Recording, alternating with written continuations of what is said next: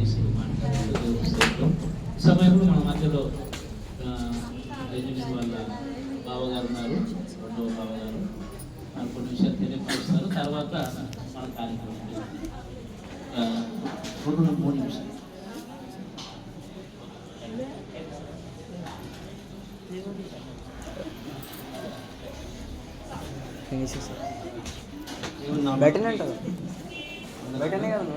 మరి దేవుడు ప్రేమించి బెంజమిన్ రోజులను ప్రేమించి ఇచ్చిన నూతన గృహాన్ని బట్టి మనమందరం సమావేశమైనము. మరి పెద్దలు చెప్పిన మాట ప్రకారంగానే మరి దేవుడు నమ్మిన వారిని అలాగా ఉందని వాగ్దానం చేసిన దేవుడు అలాగానే ఉంచాడు. మనం అందరి విషయము ఒక చిన్న సాక్ష్యం చెప్పాలనుకుంటున్నాను.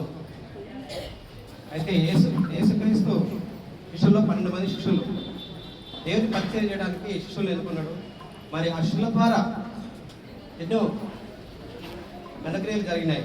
అదేవిధంగా ఈ యొక్క గృహంలో మరి దేవుని యొక్క సేవ చేస్తూ దేవుని వివరిస్తూ ప్రార్థిస్తూ మరి పెన్ని ఖాళీ పనిచేయడానికే పరిమితమయ్యాడు. కానీ అతనికి ఏం తెలియదు.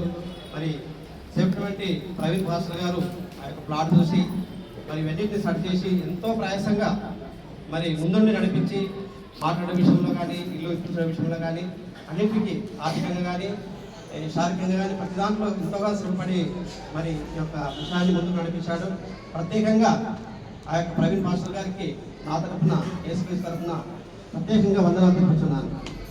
అదేవిధంగా వచ్చినటువంటి బంధువర్గాలందరినీ కూడా దేవుడు ప్రేమించి ఈ యొక్క ఆహ్వానాన్ని మన్నించినందుకు వందనాలు తెలుపుతున్నాను. మరి మీ గురించి ప్రత్యేకంగా ఏర్పడినటువంటి ఆహారం ఉంది, సిద్ధపరిచారు. తెచ్చి సందర్భంగా విశుద్ధంగా ఉండి మరి యొక్క భోజనాన్ని భుజించి ఇవ్వవలసిందిగా నేను చిన్న మాటలు ఇస్తున్నాను. దేవుని వందనాలు. Thank you. ఈ సమయంలో ప్రార్థన చేసుకొని మనం అందరం కూడా మీరు లేచి నిలబడితే అందరు లేచి నిలబడండి. ప్రార్థన చేసుకొని